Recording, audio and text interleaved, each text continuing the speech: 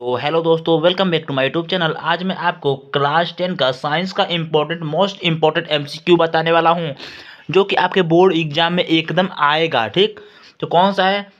2010 में आ सकता आया आया हुआ क्वेश्चन है। 11, 12, 13, 14, 15, 2 साल यहाँ पे केवल गैप किया हुआ है।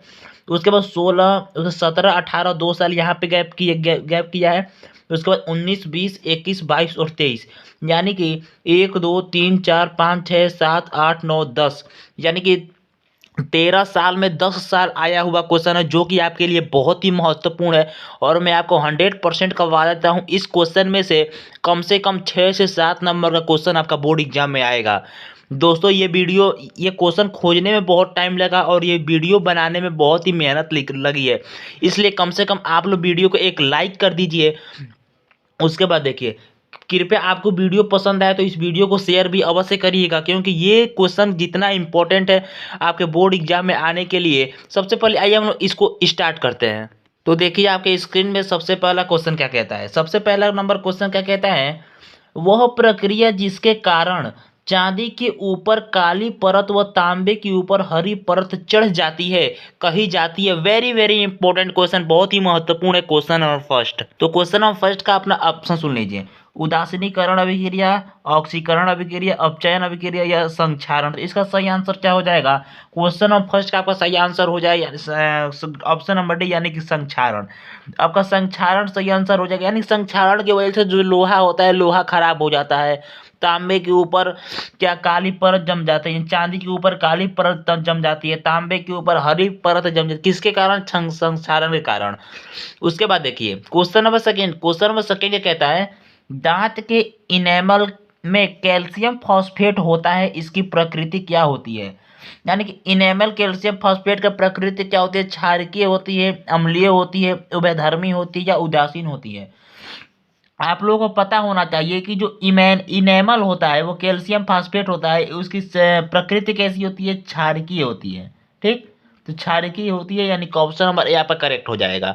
ये क्वेश्चन महत्वपूर्ण क्वेश्चन था। उसके बाद देखिए क्वेश्चन नंबर तीसरा भी बहुत ही महत्वपूर्ण क्वेश्चन है। प्रबल अम्ल के जलीय विलयन में किसका अधिक्य होता है? यानी कि जो अम्ल होता है उसके जलीय विलयन में किसका अधिक्य होता है? हाँ, H प्लस आयनों का, OH ऋण आयनों का, या Cl माइनस आयनों का, या सोडियम प्लस आयनों का। इसका सही आंसर क्या हो जाएगा? तो आप लोग जानते होंगे, अगर मान लीजिए कि कोई अम्ल है, उसका जलीय विलयन है, तो उसमें H धन आयनों का जो होता है वो अधिक होता है। अगर इसी अम्ल के जगह अगर आपने क्षार यूज किया तो उसमें क्या होता है? OH ऋण आयनों का जो होता है वो अधिक होता है। लेकिन आपका अम्ल पूछा, इसलिए ऑप्शन नंबर आपका ए करेक्ट हो जाएगा।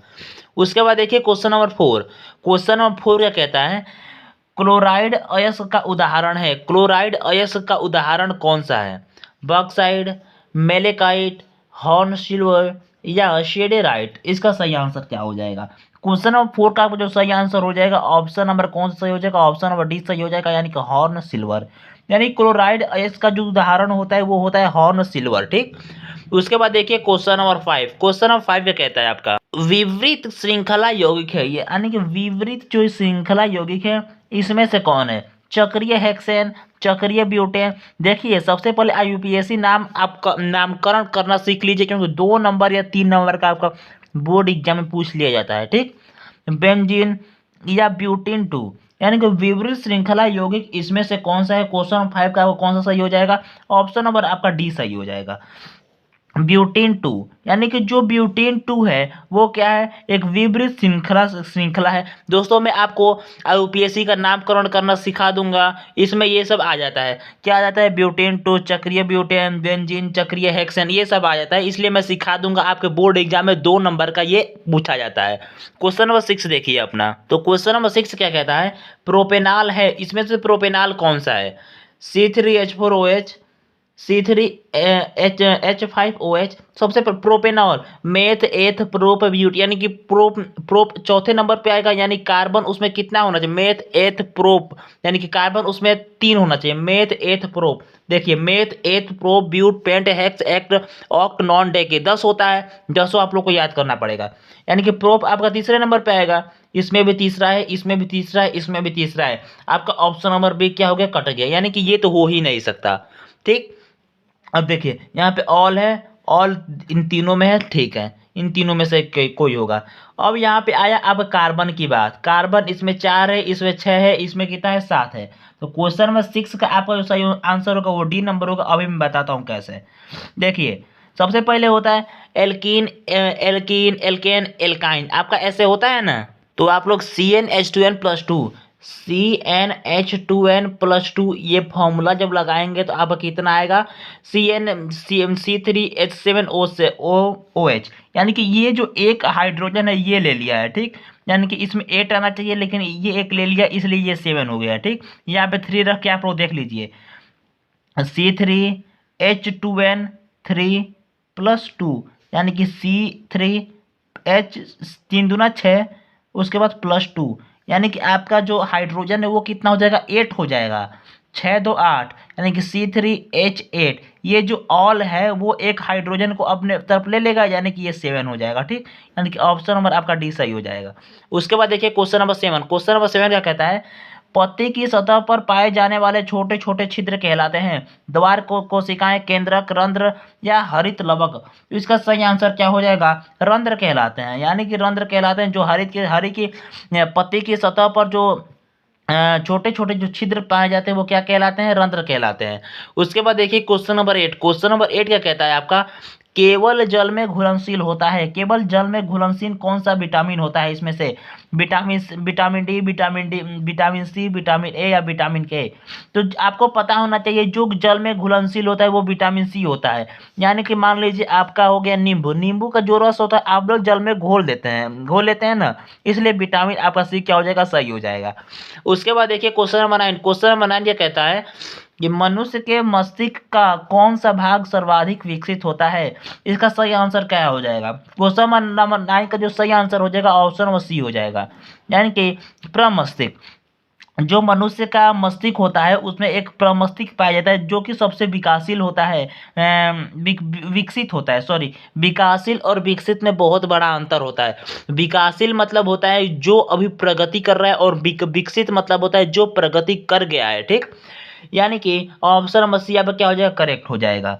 उसके बाद देखिए question number 10, question number 10 very very important question, हर साल बोर्ड एग्जाम में पूछा जाता है, हर साल बोर्ड एग्जाम में, इस पे आप लोग ट्रिपल स्टार दे दीजिए क्वेश्चन पे, हर साल बोर्ड एग्जाम में पूछ लेता है। पुष्प के कितने भाग होते हैं, 3 भाग होते हैं, 4 भाग होते हैं, या 5 भाग या 6 भाग, तो आपको कितने भाग होते हैं, तो पुष्प के कितने भाग होते हैं, 4 भाग होते हैं।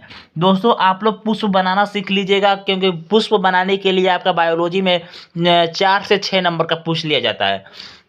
उसके बाद देखिए क्वेश्चन नंबर 11, क्वेश्चन नंबर 11 क्या कहता है, पराग कोष में होते हैं ब्रायदल, अंडाशय, बीजाणु या परागकण। आप लोगों को पता होना चाहिए जो पराग कोष में होते हैं वो क्या होते हैं, परागकण होते हैं, परागकण होते हैं, किसमें होते हैं, पराग कोष में होते हैं। ये क्वेश्चन आपका क्या था, बहुत ही महत्वपूर्ण क्वेश्चन था। तो पराग कोष में क्या होता है, परागकण होते हैं। इस क्वेश्चन पे ट्रिपल स्टार और इस क्वेश्चन पे भी ट्रिपल स्टार दे दीजिएगा, दोनों क्वेश्चन बहुत ही महत्वपूर्ण है आपके एग्जाम के लिए। उसके बाद देखिए क्वेश्चन नंबर 12, क्वेश्चन नंबर 12 क्या कहता है, जीवा में विभिन्नताएं पाई, ये जीवो है, ठीक, जीवों में विभिन्नताएं पाई जाती है। तो जीवों में कैसी विभिन्नताएं पाई जाती है, लैंगिक जनन द्वारा, लैंगिक जनन द्वारा उसमें विभिन्नताएं होती हैं।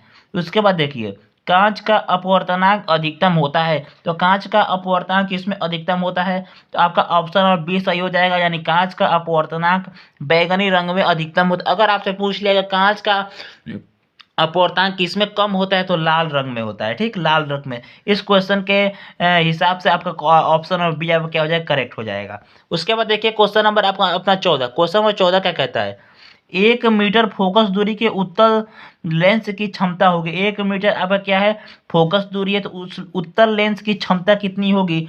क्वेश्चन नंबर 14 का आपका ऑप्शन नंबर सी सही हो जाएगा। दोस्तों मैं आपको कल न्यूमेरिकल का वीडियो लाऊंगा जो कि आपके एग्जाम में केवल उतना में से ही न्यूमेरिकल आएगा और उस फॉर्मूले से ही आएगा, इसलिए कम से कम वो वीडियो आप लोग देख लीजिए। और मैंने एक डिस्क्रिप्शन में एक वीडियो डाला है जो कि बहुत ही महत्वपूर्ण वीडियो है, उस वीडियो को आप लोग अवश्य देखिएगा, 100% उस वीडियो को देखिएगा आप लोग। क्वेश्चन नंबर 14 क्या कहता है, 1 मीटर फोकस दूरी वाले उत्तल लेंस की क्षमता होगी तो एक डायोप्टर होगी। मैं इसको कल आपको न्यूमेरिकल में समझाऊंगा। उसके बाद देखिए क्वेश्चन नंबर 15। क्वेश्चन नंबर 15 क्या कहता है आपका, श्वेत प्रकाश जब प्रिज्म से गुजरते हैं, यानी कि जो श्वेत प्रकाश होती है जब प्रिज्म से गुजरती है सर्वाधिक विचलन होता है लाल रंग का, बैंगनी रंग का, यहाँ पे भी लाल रंग हो गया है, कोई दिक्कत नहीं, पीले रंग का। तो क्वेश्चन नंबर 15 का आपका ऑप्शन नंबर बी सही हो जाएगा, यानी कि बैंगनी रंग का। इसे आप लोग हरा कर लीजिएगा, ठीक, हरा।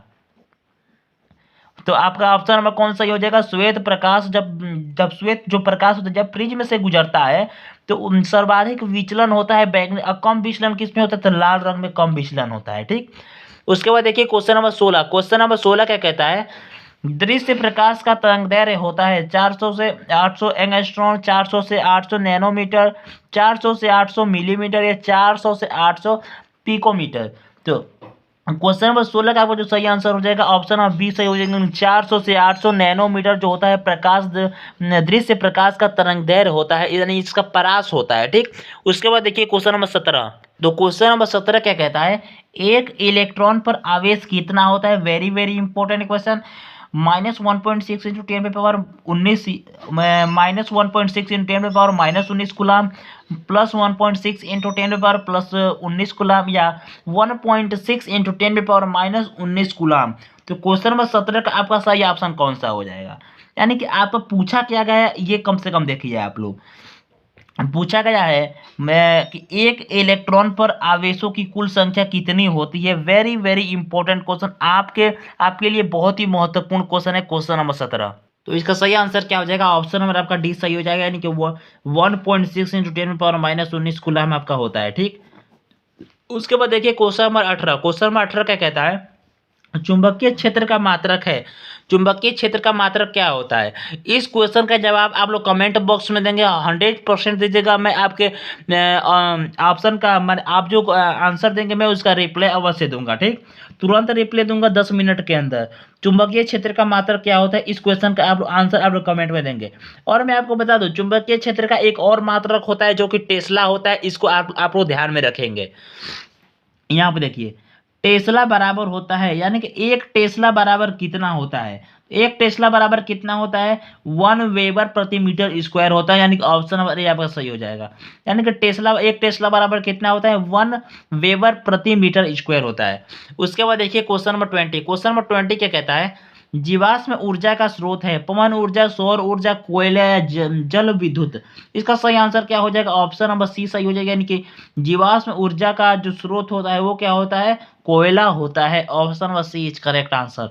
दोस्तों अगर आपको वीडियो पसंद आई हो तो वीडियो को लाइक कर दीजिएगा और इस चैनल को अपने दोस्तों में शेयर कर दीजिएगा। और अगर आप इस वीडियो को यानी चैनल पे पहली बार आए हैं तो इस चैनल को सब्सक्राइब अवश्य कर लीजिएगा, क्योंकि इस चैनल के माध्यम से आपका क्लास 10 को टारगेट बनाया जा रहा है, जो कि आपके बोर्ड एग्जाम में एज क्वेश्चन इस वीडियो से या जितना मैं वीडियो बनाऊंगा उससे उठ करके आएगा। थैंक यू दोस्तों।